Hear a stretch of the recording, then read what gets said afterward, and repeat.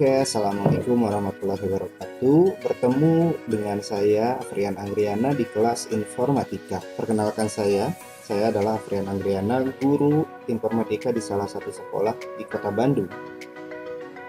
Di sini saya akan membawakan materi-materi seputar informatika yang mungkin akan membantu para siswa-siswi, terutama tingkatan SMP, bagaimana kita belajar informatika secara online. Sini ada kata-kata awal dulu nih.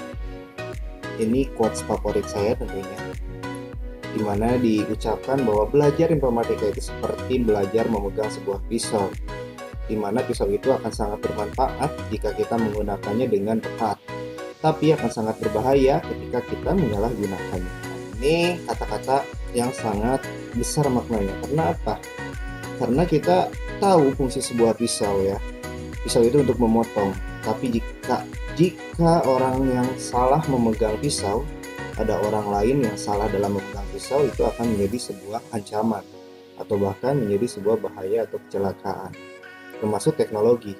Teknologi dipegang oleh orang yang benar, dipegang oleh orang yang baik, akan menjadi sebuah bantuan, bahkan akan menjadi sebuah penolong ya, membuat atau menghasilkan sebuah karya-karya baru yang memudahkan pekerjaan manusia. Tapi ketika orang jahat yang memegang teknologi, orang jahat yang menguasai teknologi, itu akan menjadi sebuah ancaman. Nah, maka dari itu kita dari awal luruskan dulu niat bahwa kita ingin menjadi seseorang yang baik, sehingga belajar informatika tersebut pun akan digunakan sebagai sesuatu pembelajaran yang baik pula dan menghasilkan sesuatu hal atau karya yang baik juga. Oke, itu ya. Itu adalah pembukaan dari Bapak Afrian. Oke, kita akan mulai dengan bab 1. Kalau Bapak biasa menerangkan sebuah materi itu, sebelum masuk belajar komputer, kita harus belajar berpikir seperti komputer dulu. Ya, karena ini penting. Tujuannya kita akan belajar mengenai berbagai konsep yang terdapat dalam informatika, misalnya algoritma, representasi data, penjadwalan, dan lainnya, melalui soal-soal yang dekat dengan kehidupan kita sehari-hari. Nah, kita untuk para siswa-siswi kita harus tanya dulu nih, ini adalah bagian dari kurikulum merdeka, di mana kita harus melontarkan pertanyaan pemantik dulu sebelum kita masuk ke materi. Pertanyaan pertama, apa itu berpikir? Apa itu berpikir? Dapatkah kalian membedakan antara berpikir dan bertindak? Itu silahkan kalian jawab dulu. Apa itu berpikir dan bertindak dan apa bedanya? Berpikir dan bertindak itu suatu hal yang berbeda jelas ya. Karena berpikir itu biasanya kita lakukan sebelum kita bertindak. Ya, jangan dibalik. Kita bertindak dulu baru berpikir. Itu maka akan menghasilkan sesuatu yang salah nanti, atau kita akan menyesal ketika kita bertindak dulu tanpa berpikir. Oke, berpikir dulu baru bertindak. Berpikir itu ketika kita memproses akan seperti apa, akan langkah apa yang akan kita ambil. Sementara bertindak itu adalah sebuah langkah yang kita lakukan setelah kita mempunyai hasil berpikir. Kita lanjut ke nomor 2, itu ada peta konsep. Jadi di computational thinking ini ada sebuah 4 peta konsep. Ada 4 peta konsep. Di antaranya yang pertama adalah decomposing, lalu ada abstraksi, ada pattern recognition, dan ada algoritma kalau bahasa Inggrisnya. Intinya belajar berpikir komputasional itu ada 4. Nah, selanjutnya ini ada pertanyaan pemantik lagi untuk kalian. Dapatkah kalian menyebutkan contoh-contoh kegiatan dalam kehidupan sehari-hari yang dibantu oleh komputer? Nah, kira-kira apa? Aku bertanya pada kalian semua. Apakah ada, atau banyak, atau tidak ada yang dibantu oleh komputer? Itu silahkan jawab ya untuk kalian. Tapi sepertinya di zaman sekarang, ya di zaman teknologi sekarang, apalagi pada saat COVID, di mana setiap hal itu sekarang sudah bantu komputer. Transportasi, ojek online itu udah dari mulai ojek, memasak, pesan makanan, kerja apalagi ya, belajar, itu semuanya sudah dibantu dengan komputer. Dari mulai kita melangkahkan kaki keluar, misalkan kita pesan ojek online itu udah dibantu komputer. Lalu kita makan, pesan online kita udah dibantu komputer. Ya, jadi semuanya itu sebetulnya sudah tidak lepas dari bantuan komputer. Dan itu adalah basic kenapa kita harus berpikir seperti komputer. Ya. Dan ini adalah sebuah definisi dari apa sih itu berpikir komputasional. Nah, di sini diterangkan, berpikir komputasional adalah cara berpikir untuk menyelesaikan persoalan yang cara penyelesaiannya jika dikembangkan dapat dilakukan oleh komputer. Dengan demikian, kita akan belajar bagaimana menyelesaikan berbagai persoalan dengan cara yang efektif dan efisien. Contohnya adalah ada pembuatan biskuit untuk keluarga ya di rumah yang terdiri 5 orang dan pembuatan oleh UMKM atau pabrik. Tentunya ini pasti ada bedanya antara dibuat di rumah dan dibuat dengan di pabrik atau di UMKM. Nanti ya butuh kejawab. Sementara ini ada 4 fondasi berpikir komputasional atau ada 4 konsep yang tadi kita sudah tampilkan di awal. Ini adalah pengertiannya. Di antaranya ada dekomposisi, di mana kemampuan memecah data, proses atau masalah kompleks menjadi bagian-bagian yang lebih kecil yang terstruktur atau menjadi tugas-tugas yang mudah dikelola. Misalnya memilah drive atau directory atau folder dalam sebuah komputer berdasarkan komponen penyusunnya, file dan directory. Ya, ini Bapak akan praktekkan. Ini adalah sebuah praktek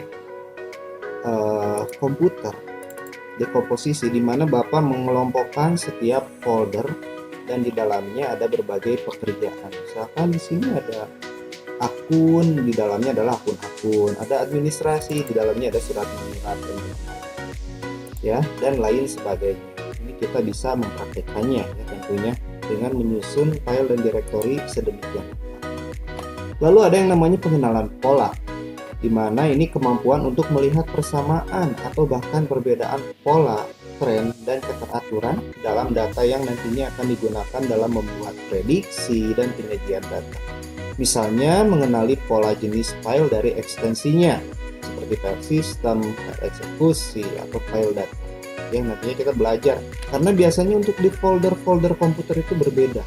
Nah, kalau yang kalian lihat kuning-kuning ini adalah file-file folder. Lalu ketika kita masuk, nah ini berbeda lagi kan. Di sini ada file-file ekstensi, berarti file aplikasi ya. Lalu ada file-file eksekusinya itu seperti di sistem biasanya.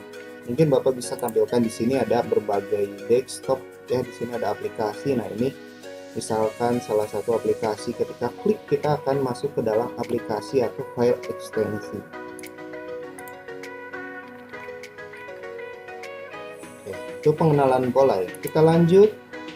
Berikutnya ada yang namanya abstraksi. Abstraksi ini melakukan generalisasi dan mengidentifikasi prinsip-prinsip umum yang menghasilkan pola, tren, dan keteraturan tersebut. Misalnya dengan menempatkan semua file sistem di folder Windows, file program di folder Program Files, file dokumen di folder My Document, dan file pendukung di drive atau directory terpisah. Nah, ini Bapak akan tampilkan lagi, di mana misalkan file Windows biasanya ada di drive C ya biasanya. Kalau di handphone kalian itu biasanya ada di penyimpanan internal. Itu untuk file Windows dan program aplikasi ya. Karena itu harus biasanya memang memerlukan penyimpanan yang langsung terkoneksi dengan sistem dan hardware-nya. Jadi harus langsung. Beda lagi dengan penyimpanan sekunder, itu biasanya micro SD itu. Biasanya kalau aplikasi sistem tidak bisa disimpan di situ. Nah, ini ada folder Windows misalkan. Ini folder Windows semua ada di sini. Ya, biasanya ada font dan lain-lain di sini. Pokoknya yang termasuk dengan sistem biasanya ada terpisah. Lalu ada yang namanya program file. Kalian menginstal aplikasi biasanya masuknya ke sini. My Document, ini adalah dokumen-dokumen yang kalian simpan, pekerjaan-pekerjaan kalian yang kalian simpan, dan folder yang lainnya. Ketika kalian memiliki folder lain, misalkan video, foto, itu Bapak sarankan pisahkan di drive lain, jangan sampai di C. Kalau di komputer itu karena drive C itu rawan terjadi install ulang, ya. ketika terjadi gangguan sistem, kerusakan sistem, atau terkena virus, itu biasanya harus install ulang. Begitupun handphone. Ketika kita menyimpan file di drive internal, foto kita, video kita disimpan di folder internal dan terjadi kerusakan sistem, itu biasanya harus dilakukan install ulang dan kemungkinan file-file kita akan hilang, ya, gitu. Lalu selanjutnya ada yang namanya algoritma. Mungkin ada sebagian dari kalian yang sering mendengar kata-kata algoritma.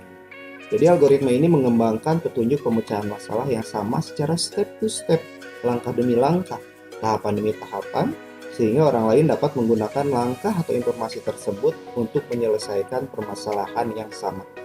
Jika kalian melihat browsing ke internet, cara melakukan sesuatu, biasanya cara setelah kalian browsing, itu akan keluar hasilnya itu secara step to step.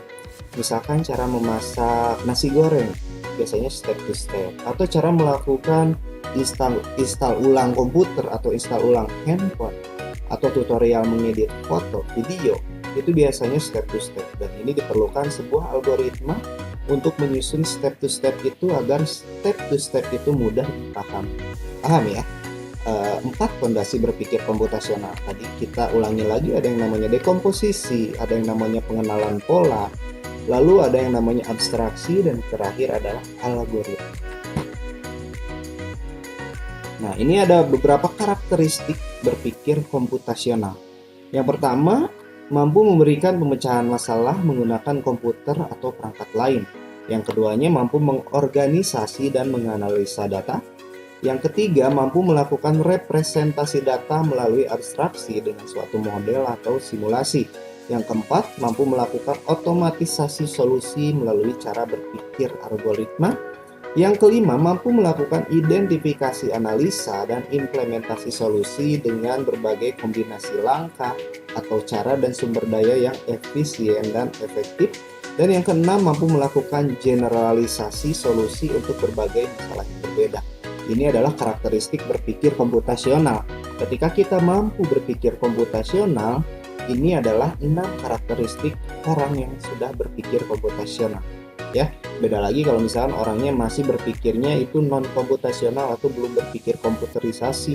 Mungkin cara-cara kerjanya itu masih manual, masih mengandalkan kertas dan pulpen, gitu kan. Belum terlalu banyak melibatkan komputer atau handphone. Ya, itu. Nah, ini ada gambar tentunya, apakah kalian bisa membedakan? Jadi ada gambar yang pertama ini, ada anak-anak atau anggota keluarga yang membuat kue di rumah. Ada gambar kedua ini ibu-ibu UMKM ya, UMKM itu pabrik dengan skala kecil. Mereka juga sama membuat kue. Dan yang ketiga adalah pembuatan kue di pabrik-pabrik. Nah, kalian bisa membedakannya ya. Jika kalian bisa membedakannya, kalian bisa tinggalkan di kolom komentar YouTube. Oke. Kita sambil bahas nanti. Oke. Ini bisa dibikin tugas nantinya oleh kalian, bisa mengerjakan bedanya membuat kue di rumah, di UMKM, dan di pabrik itu apa. Oke. Ini adalah penjelasannya, tapi Bapak lebih suka menjelaskannya sendiri ya. Bapak lebih suka menjelaskannya sendiri. Jadi kita bahas di gambar satu dulu. Ketika anggota keluarga atau kalian sendiri membuat kue di rumah, dibedakan dengan membuat kue di UMKM dan membuat kue di pabrik, tentunya ini ada sesuatu yang berbeda. Selain rasa ya, selain rasa pasti ada yang berbeda. Bapak menyebutnya itu lebih ke hasil kinerjanya atau hasil dari pembuatan kue ini atau kuantitas. Betul nggak? Di rumah kalian membuat kue seharian bisa dapat berapa banyak sih? Ya, mungkin 30, mungkin 50, mungkin paling banyak 100 kue kalau kuenya kecil-kecil. Kalau kuenya besar, mungkin hanya beberapa. Betul? Nah, yang kedua, ketika dibuat oleh UMKM atau pabrik dengan skala kecil, mungkin kuantitasnya lebih banyak. Karena biasanya UMKM itu membuat kue untuk diedarkan atau dijual. Ketika kalian main ke warung, mungkin kalian akan melihat kue-kue yang di packing dengan plastik bening, ya. Itu biasanya kan yang pembuatnya ya UMKM seperti ini. Dan tentunya itu mereka memerlukan biasanya stoknya itu agak banyak, ya. Tentunya kuantitasnya berbeda dengan yang di rumah tadi. Oke. Dan yang ketiga, ketika di pabrik, pembuatan kue di pabrik itu pasti otomatis lebih banyak, skalanya lebih besar karena targetnya juga bukan hanya mungkin kalau di rumah targetnya orang-orang rumah yang akan makan, UMKM, orang-orang kecamatan atau kelurahan atau kota kabupaten yang makan ya. Tapi kalau pabrik itu mungkin cakupannya sudah provinsi, antar provinsi, bahkan satu negara target pasarnya, dan itu sudah berbeda. Dan semua hal ini ya, kalau di rumah perbedaannya itu manual. Kenapa sedikit ya? Kenapa sedikit? Karena benar-benar manual. Sementara ibu-ibu di UMKM kenapa agak banyak ya, dibantu mesin gitu kan? Walaupun mesinnya mungkin belum secanggih yang di pabrik atau pekerjaannya lebih banyak kalau yang di UMKM. Sementara di pabrik itu biasanya mereka full mesin dan dibantu komputer juga, sehingga hasilnya lebih banyak, pekerjaannya lebih cepat, rasanya lebih stabil, dan distribusinya lebih luas. Itu perbedaannya. Ya, kita bisa ambil kesimpulan di sini. Kita bisa ambil kesimpulan bahwa dengan berpikir komputasional, dengan dibantu oleh komputer, pekerjaan kita akan lebih mudah, lebih cepat, dan hasil yang akan dihasilkan dari pekerjaan itu akan menjadi lebih banyak. Ya, aduh bapak belepotan nih ngobrolnya, apa ya. Intinya itu berpikir komputasional akan sangat membantu kita dalam hal pekerjaan, dalam hal belajar, dalam semua hal. Kita tidak tahu kedepannya di masa depan akan seperti apa. Cuman kita wajib mengikuti teknologi, tentunya teknologi yang positif. Ya, ingat ya anak-anak semuanya. Bertemu lagi mungkin dengan Bapak di pertemuan selanjutnya. Pertemuan hari ini Bapak akhiri. Wassalamualaikum warahmatullahi wabarakatuh.